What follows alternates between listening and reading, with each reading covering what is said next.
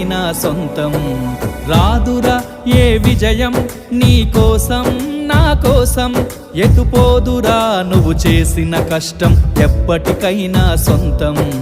కాలంతో పయనించేవాడికి కానిది ఏముంది, సాధనతోనే సాధ్యమవ్వునని సదాశయంతో సాగర ముందుకు. రాదురా ఏ విజయం నీ కోసం నా కోసం, ఎటుపోదురా నువ్వు చేసిన కష్టం ఎప్పటికైనా సొంతం.